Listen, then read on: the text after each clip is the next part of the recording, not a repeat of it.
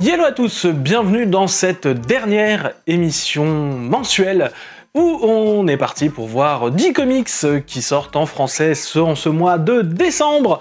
Mais je rappelle toujours que ce n'est pas un top, que c'est juste 10 bonnes sorties que j'ai envie de mettre en avant. Et il y en a que 10 parce que, écoutez, c'est Noël, laissez-moi un petit temps de respiration pour réfléchir à pourquoi. Oui, dernière émission, on en parle plus à la fin de l'émission. Voilà. On va d'abord la faire. Parce que je continue à aimer Noël, même si je ne fais plus vraiment de calendrier de l'Avent. Non, mais continue à participer au calendrier de l'Avent des autres. Les drogués. C'est difficile de les faire décrocher, vous savez. En attendant, nous, on continue à vivre dans des pages en 2D remplies de bulles.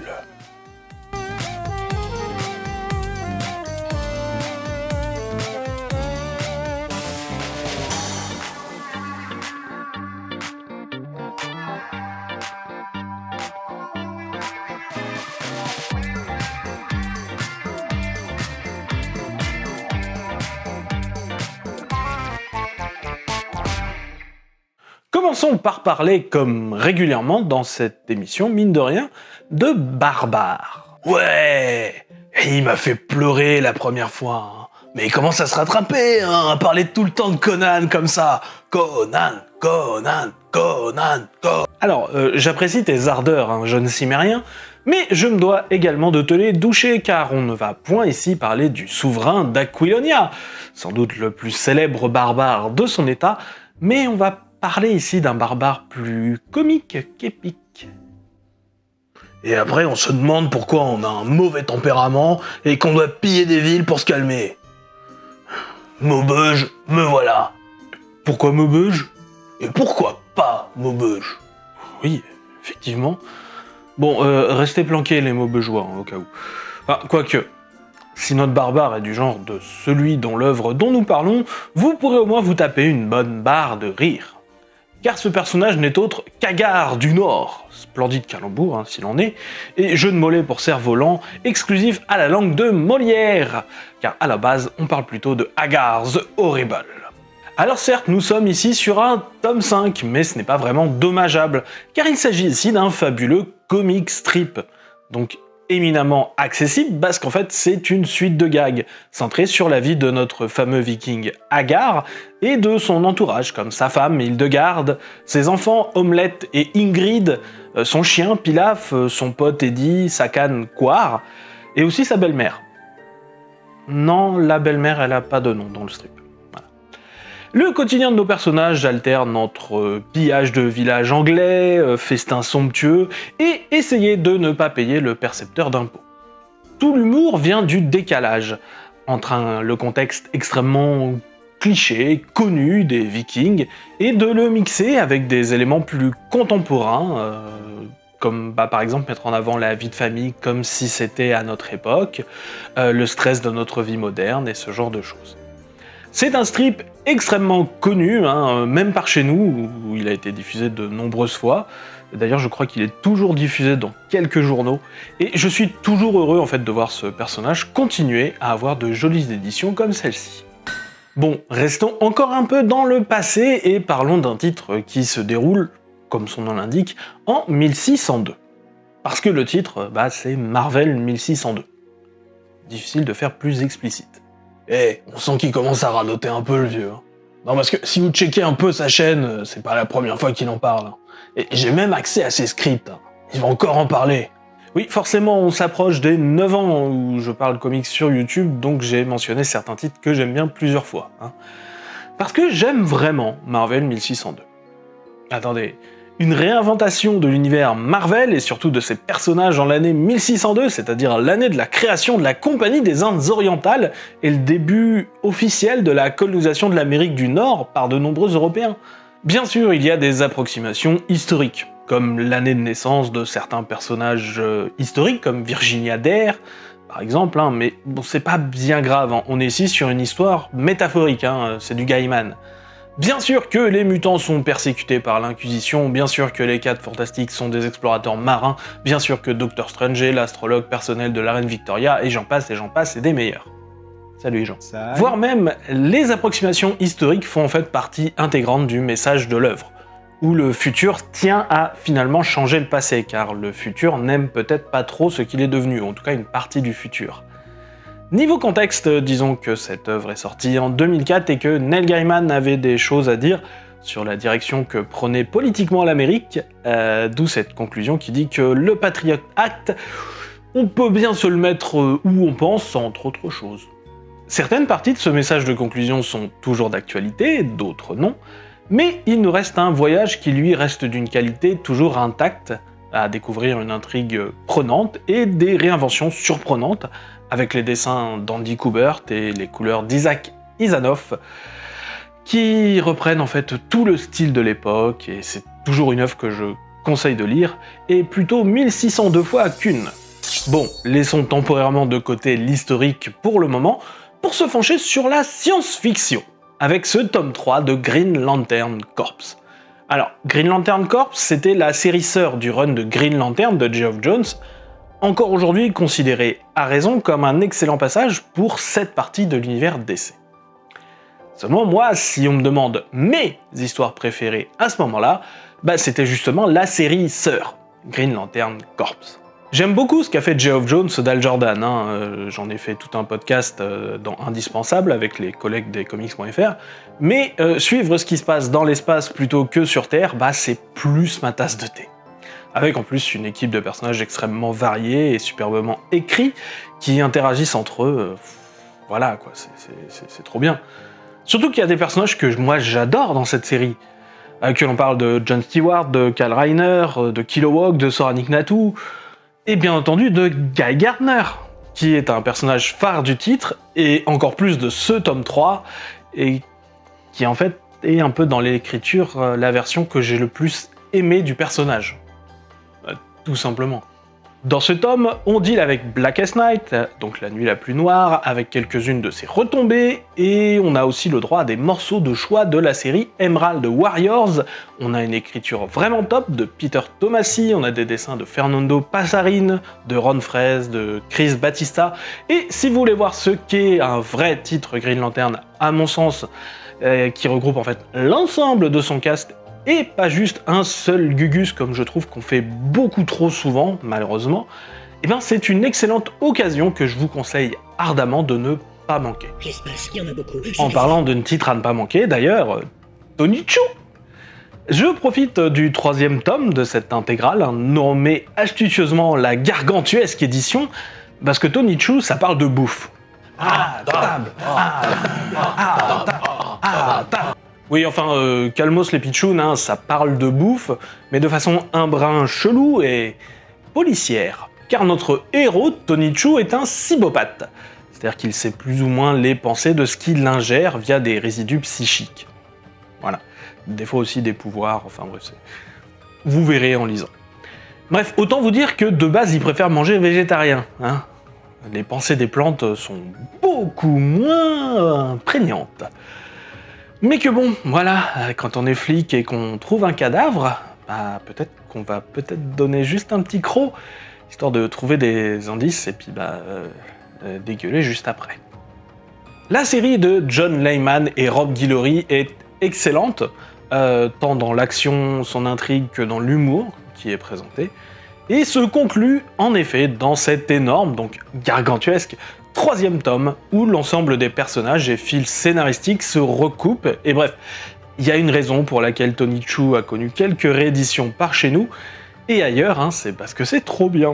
Entre de nombreux pouvoirs chelous liés à la bouffe, un univers macabre et comique en même temps, des surprises fréquentes et une maîtrise tant du dessin que du scénario, qui en fait réussissent à marcher de concert, c'est une petite pépite à savourer.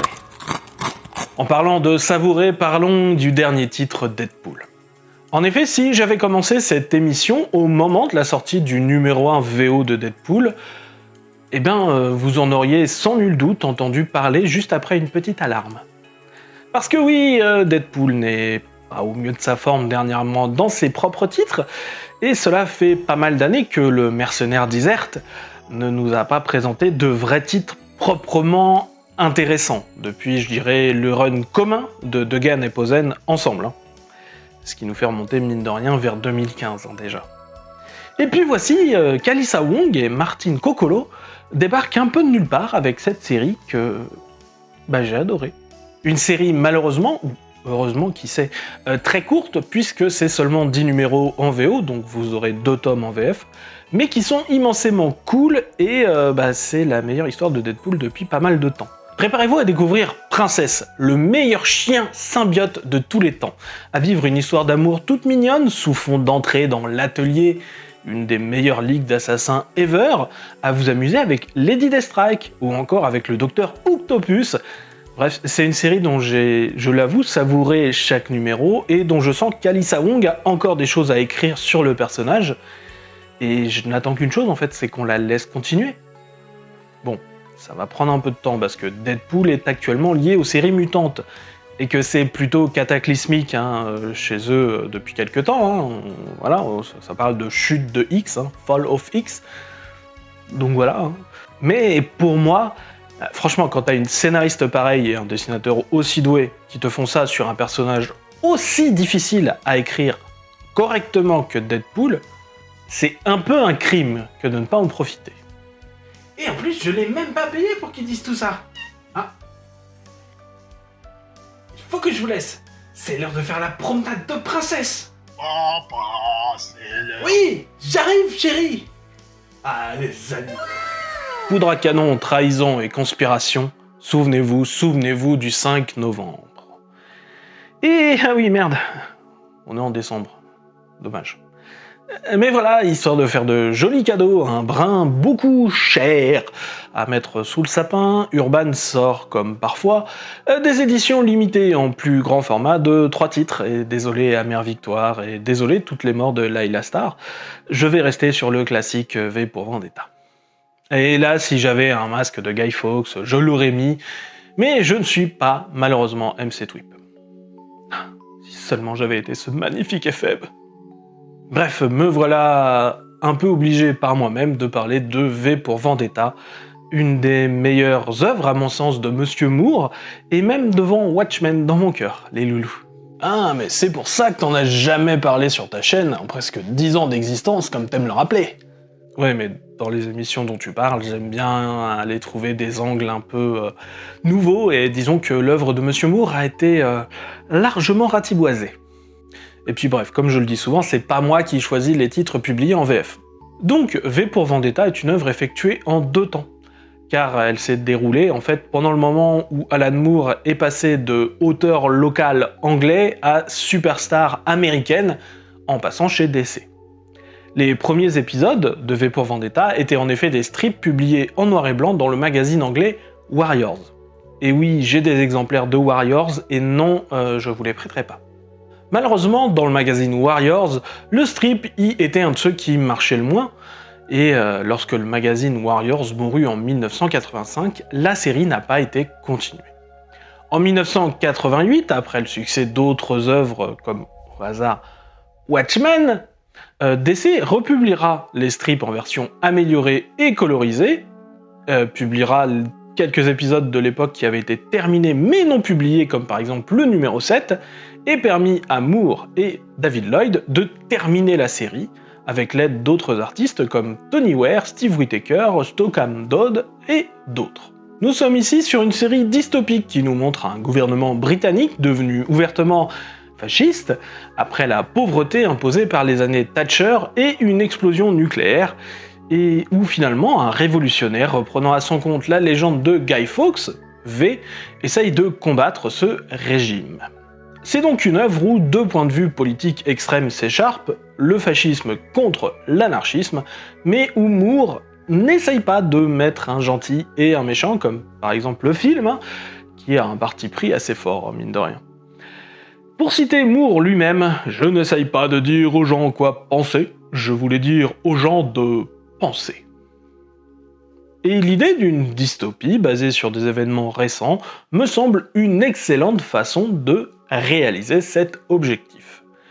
V pour Vendetta a des séquences narratives qui restent extraordinaires, comme par exemple les différentes scènes de prison, qui vivent pour toujours dans ma tête, et sans payer un loyer d'ailleurs.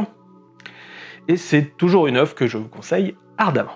Oui, je sais, pour un type qui n'aime apparemment pas tant que ça Star Wars, hein, j'en parle beaucoup. Bah, que voulez-vous, c'est qu'il y a beaucoup de choses bien qui ressortent aussi. Hein. Et c'est le cas ici, vous vous en doutez. Surtout que, bah, dans mon cas personnel, moi, le truc que j'aime le plus dans Star Wars, c'est les romans. Et donc, par exemple, bah, j'adore la série de l'Escadron Rogue, sortie chez Dark Horse à l'époque. Dans le macrocosme Star Wars, l'acteur qui jouait le personnage de Wedge Antilles dans les films, hein, ne comprend pas trop pourquoi on l'aime bien et on l'invite à des conventions. Parce qu'il fait que dire des trucs comme Escadron Rogue, déployez-vous, et accompagner le Faucon Millenium pour péter la 2e étoile noire. Hein. Mais dans les romans, puis dans les comics, Wedge Antilles est devenu un personnage majeur et immensément sympathique de la galaxie Star Wars. Et la raison, c'est d'abord les romans de l'Escadron Rogue, de Michael Stackpole, que j'adore. Mais aussi les comics, du même Michael Stackpole. Oui, l'auteur des romans est venu écrire les comics. J'admire l'attachement à ces personnages de pilotes des X-Wing, hein, Wedge bien sûr, mais aussi Wes Johnson, Tisho Selchuk, Drell Nerp et bien d'autres.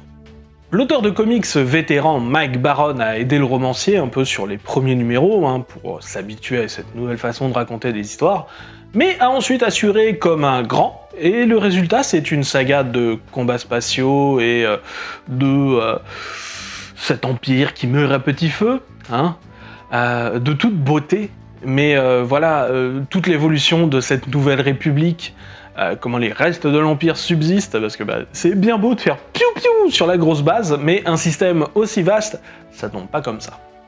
Ce tome 2 va se concentrer sur ce type de récit, de même que le tome 3 à venir, et je pense qu'on en reparlera quand le moment sera venu, mais dans un autre médium. Encore une fois, fin de la vidéo. Parce que oui, y a pas... les vaisseaux spatiaux, c'est toujours cool.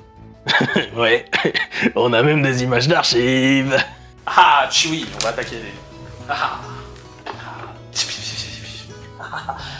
ah vous êtes là. Eh oh, j'étais jeune, ok? Et en parlant de jeunes, on va parler d'un titre qui ne leur est pas destiné, donc qui va par définition les intéresser. X-Force Sexe plus Violence, c'est un titre évocateur, et bah, le best c'est que ça ment pas sur la marchandise. Oui, parce qu'il y a de la violence et du sexe, mais pas le sexe un peu immature, hein, pour ados, hein, non, un truc un peu plus travaillé, et en 2010, il y en avait pas des masses et des masses, en tout cas pas dans le mainstream. D'ailleurs, même encore aujourd'hui... Bon, vous attendez pas non plus à des monts de Vénus de merveille, ça reste un comics Marvel, voilà, hein, mais c'est clairement le récit de personnes adultes et consentantes qui assouvissent leur tension sexuelle tout en étant menacées de mort.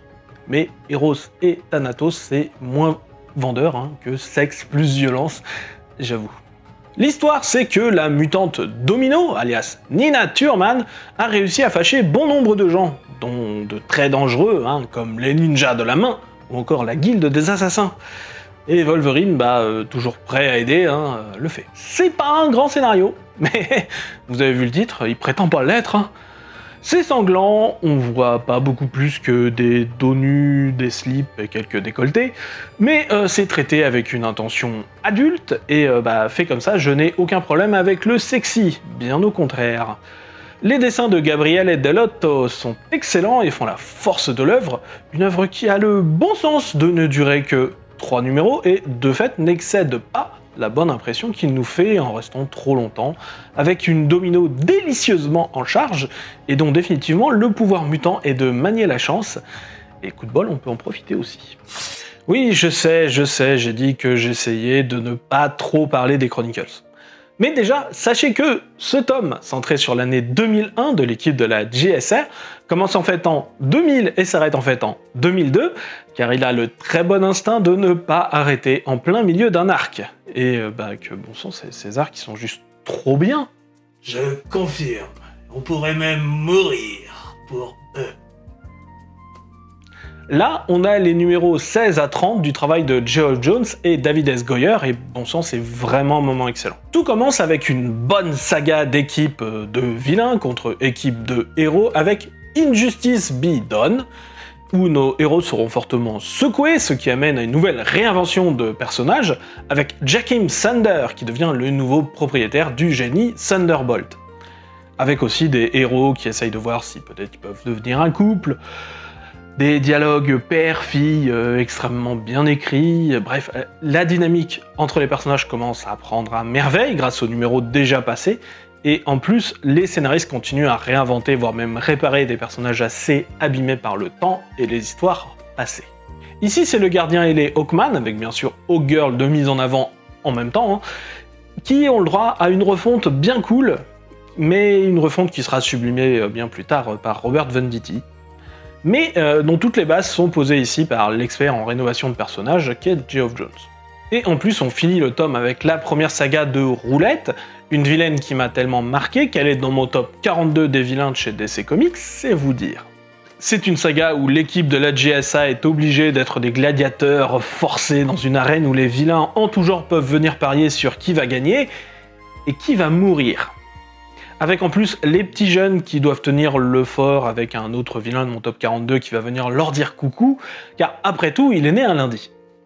Ceux qui savent auront la ref, les autres auront le plaisir de garder la surprise et de tout découvrir dans ce tome où les enjeux ne cessent de s'envoler. Bref, lisez la JSA, j'ai pas fini de le dire. Et en vrai, pour la dernière place de cette sélection, j'ai beaucoup hésité, malgré le peu de sorties de ce mois de décembre. Parce que le préquel du film Donjons et Dragons est sympathique, parce que Vescon rend hommage au magnifique épisode silencieux des G.I. Joe des 80s, parce que le barbare veut du Conan et Panini en fait des chroniques. Conan, Conan, Conan, Conan, Conan, Conan. Mais désolé Maubeu, je vais définitivement pas vous sauver aujourd'hui en fait. Parce qu'on va finalement parler du tome 5 de Moonshine, le dernier tome d'une très jolie série de Brian Azzarello et Eduardo Risso, qui mélange prohibition et loup-garou. Oui, prohibition et loup-garou, ça peut pas être des vampires à chaque fois comme dans Turf, dont on avait parlé, dans les 10 comics des années 2010. Le style de Risso est extrêmement marqué et vend en fait excellemment bien cette période de cette fin des années 20, où la prohibition finalement touche un petit peu à sa fin et où ce joli petit monde de gangsters va bien devoir trouver de nouveaux filons, ou se mettre méchamment sur la gueule. C'est à cette époque qu'un jeune gangster se retrouve à avoir les dents longues, tout autant métaphoriquement que littéralement, puisqu'il devient une saleté de loup-garou. C'est les pires à avoir, ceux-là. Vous savez combien ça vaut, les balles en argent? Beaucoup d'argent, j'imagine. Bref, en plus, il y a une giga-guerre de gang qui se prépare entre les Masseria et les Holt. Bien sûr que c'est pas le seul loup-garou, ce serait bien trop simple. Et bref, avec cette conclusion au 5e tome, la série Moonshine mérite amplement le coup d'œil. Décidément, c'est plus vraiment une surprise, l'alerte VO. Bon, en même temps, c'est le dernier numéro, donc il fallait. Et je me suis fait plaisir, et je pense qu'en même temps, tout le monde un petit peu s'y attendait. C'est le numéro 1 d'une mini-série en 4 numéros, intitulée Batman / Santa Claus Silent Night, et c'est très bien fait et très drôle. Le scénario d'Alex Sinclair en fait nous montre un Père Noël bien plus stock que d'habitude, un peu à la Klaus de Morrison, et avec qui Batman s'est entraîné un petit peu plus jeune. Ça a l'air loufoque, mais non, c'est l'univers DC, on sait que le Père Noël c'est un peu même un super pote à Superman. Après tout, ils sont voisins, la forteresse de solitude est aussi au pôle Nord. Mais bref, il y a des démons chelous, Batman demande l'aide de Zatanna, et c'est finalement le Papa Noël qui arrive avec sa dégaine de barbare. Oh, sans déconner? Et oui, sans déconner. Et un barbare très sérieux en plus. Donc du coup, t'as plus besoin de te passer les nerfs. Et oui, c'est Noël. Vous pensez vraiment qu'on allait faire une bad ending où on allait détruire la ville de Maubeuge? Enfin, soyons sérieux. Bon, de toute façon, les zombies vont bientôt s'en occuper. Attends, quoi? Non, rien, oublie, c'est dans une autre émission sur la chaîne. Ah, ok. Bon, n'empêche que les dessins de son titre sont assez somptueux, ils sont signés Michel Bandini et ils sont bizarrement mieux que la plupart des dessinateurs qu'on a eu sur Batman ces derniers temps pendant la Gotham War par exemple, à l'exception de Detective Comics. Très classique, c'est sûr, mais je pense que en ce moment c'est ce dont a besoin le Chevalier Noir, du très classique. Bref, un très bon numéro 1, encore lié certes à la légende de Krampus, définitivement plus forte aux USA que par chez nous, et qui en plus a permis de sauver la ville de Maubeuge. Alors, qu'est-ce que vous voulez de plus? Peut-être savoir ce que je raconte en disant que c'est la dernière vidéo de ce genre. Oui, voilà. Pour des raisons de temps, je ne peux plus continuer D-Comics de façon mensuelle en vidéo. Ne vous y trompez pas, ce n'est pas le fait de tourner, en fait, ou d'écrire le script, ou tout ça qui me prend le plus de temps. Ce qui me prend le plus de temps est sans doute quelque chose auquel vous ne vous doutez absolument pas, c'est les illustrations. Faire les illustrations telles que vous voyez ici, c'est sans doute ce qui me prend le plus de temps. Voilà. C'est ce qui prend toujours le plus de temps sur toutes les vidéos que je fais. Je n'ai malheureusement pas, comme beaucoup de collègues qui font par exemple du cinéma ou du jeu vidéo, le plaisir et le loisir d'avoir des séquences déjà montées, ce qui veut dire que c'est à moi de tout faire, et de faire des choix beaucoup plus fréquents et réguliers que mes autres confrères. C'est pas grave du tout, mais du coup c'est une composante de temps à laquelle il faut que je fasse attention. Surtout qu'en plus, ma santé, comme vous le savez, n'est pas forcément au beau fixe, et que j'ai fait des petites rechutes, en fait, entre la fin du mois de novembre et ce mois de décembre, là. Voilà. Donc, du coup, non. Mais, comme j'aime bien cette émission, eh ben, je vais la continuer en podcast. Ce ne sera pas donc au même endroit que DC Vue d'ailleurs, donc le podcast qui est sur le fil RSS donc, de lescomics.fr. Ce sera sur mon propre flux podcast de Mission Comics, qui est un podcast qui est un petit peu à l'arrêt parce que j'ai du mal à trouver des moments qui aillent pour enregistrer avec d'autres confrères, parce que c'est un peu le but pour moi de Mission Comics, de faire des choses avec d'autres confrères et consoeurs. Et voilà, j'ai du mal à trouver vraiment des moments où on peut se caler ensemble, donc du coup, il y aura au moins ça sur ce flux, voilà, et qui va continuer. Et vous en faites pas, vous aurez à peu près le même genre de chronique, voilà. Il y aura peut-être pas, en effet, toutes les interférences, parce que ce sera difficile de créer vraiment des personnages à l'audio, avec seulement ma voix. Donc du coup, enfin, on va bien voir ce qui va être possible de faire. Mais voilà, je sais que je vais continuer ce genre de petites chroniques, parce qu'en fait, moi, ce genre de petites chroniques, c'est plutôt simple à écrire, c'est pas très compliqué. Donner un avis sur un titre, c'est quelque chose où j'ai appris à faire. Et en plus, en général, c'est des titres qui, en général, quand ils arrivent en VF, moi, je les ai déjà lus depuis au moins 6 mois, en général. Donc voilà, c'est la fin de D-Comics version mensuelle, version vidéo. J'espère que ça vous aura plu, comme petite expérience. Voilà. Vous aurez le droit à un signé parode en début janvier, et normalement la vidéo de Noël en janvier aussi. Désolé. Non seulement moi j'étais pas bien, mais en plus il y a une personne qui devait faire un... Enfin, voilà. Il y avait d'autres choses qui m'ont poussé à décaler cette sortie. Voilà. Mais promis, ça va venir, ça risque de faire 1h30. Et ça parle de Noël et de zombies. Allez, joyeux Noël, et à la prochaine fois, soit dans un podcast, soit dans des vidéos sur cette chaîne. Merci à tous, et à ciao!